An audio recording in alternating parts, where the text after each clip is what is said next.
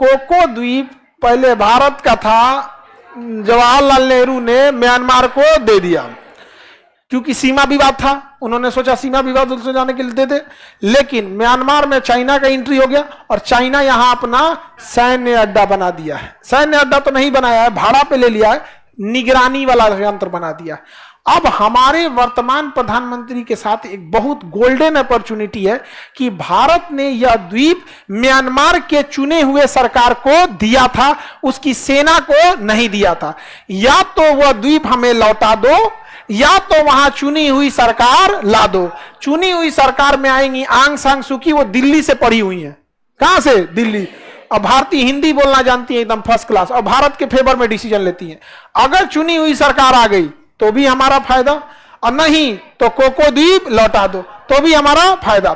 इसके बावजूद भी सरकार म्यांमार से लड़ना नहीं चाह रही है। म्यांमार जैसा देश जिसको पूछने वाला कोई नहीं है, आज दौरा दौरा मारिएगा ना तो म्यांमार को कोई नहीं पूछेगा, क्योंकि पूरी दुनिया जो थी वो आंग सांग सू की को जानती थी। सेना तख्ता पलट को कोई नहीं पूछता। एक कौन आएगा? चाइना, वो भी डायरेक्ट नहीं आएगा। और अगर चाइना आ भी गया ना तो सबसे अच्छा कि जिस देश से हमारा युद्ध होगा वहां से कोई सामान परचेज नहीं करेंगे। समझ में आ गया?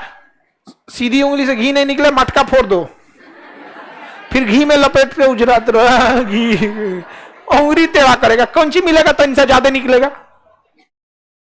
सीधा उंगली से 1 ग्राम निकलता, टेढ़ करोगे 3 ग्राम निकलेगा। घोलिए फोड़ दो, बोयाम फोड़ दो, और उसी में और आप देखो सीधा उंगली से नहीं निकलता, जैसे मन वैसे घी खाओ। पता नहीं कौन सीधे टेढ़ा करो, यहां पर भड़का दो पूरा घी का। ये बात सरकार तक पहुंचाइए।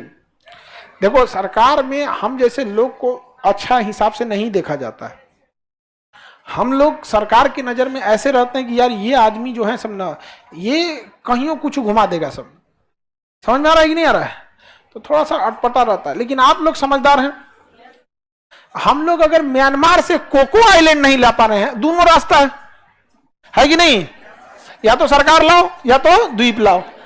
द्वीप ला देंगे लोग। देखो पहले क्या ला देंगे? द्वीप। ये चुपचाप तो बैठा नहीं रहेगा, कुछ ना कुछ हमला करेगा। इतनी चुकी देश है, मार के सेना उलाट देंगे लोग, सेना खत्म कहानी। यहाँ पे फिर हम लोग किसको बैठाएंगे? आंग सांग सुकी को, और उसके बाद द्वीप दे देंगे और एग्रीमेंट कराएंगे कि जीवन में कभी भी इसे विदेशी राष्ट्र के इस्तेमाल में होने नहीं दीजिएगा, क्योंकि हमारे पास जमीन की कमी नहीं है। हमारे जमीन पे दुश्मन आके बैठ जाए, ये दिक्कत है। वहां के लोग भी खुश हो जाएंगे, क्योंकि लोगों की भावना नहीं आहत होनी चाहिए, वरना वो ऐसी गवर्नमेंट चुन के आ जाएगी जो भारत के खिलाफ है। सेना हटा दिए, लास्ट के लोग खुश, चुनी हुई सरकार आएगी, वो भी खुश, वही सरकार वापस द्वीप ले लेगी और एग्रीमेंट धीरे से साइन हो जाएगा कि कभी भी सेना को इस्तेमाल, दूसरे देश की सेना को इस्तेमाल करने नहीं देंगे। इसका प्रयोग केवल पर्यटन के लिए करेंगे। और एक वो एनडीए साइन कर देंगे, नॉन डिस्क्लोजर एग्रीमेंट, कि हमारे और आप में क्या समझौता हुआ ये किसी को पता नहीं लगना चाहिए। हो गया? नहीं हो गया? क्या बोलिएगा? बीड़ी, ये ससुरे सब आजकल बीड़ी पी के खेतवा में फेंक देंगे, सबका गेहूं लहक जाएगा। कोनो एगो गलती से फेंक दिया बीड़ी पी के, माचिस लेके यहाँ पे, एगो खेत में पकड़ा ना तो खेत में बाउंड्री तो होती नहीं है, कहीं जो पकड़ा तो गांव का गांव जल जाता है यहाँ पे। समझ में गया? याद रखिएगा, अगर किसान का अनाज और पराली दोनों जला तो उसकी खबर तहसील तक नहीं जाती है, लेकिन अगर किसान ने पराली जला दिया तो उसकी खबर दिल्ली तक जाएगी।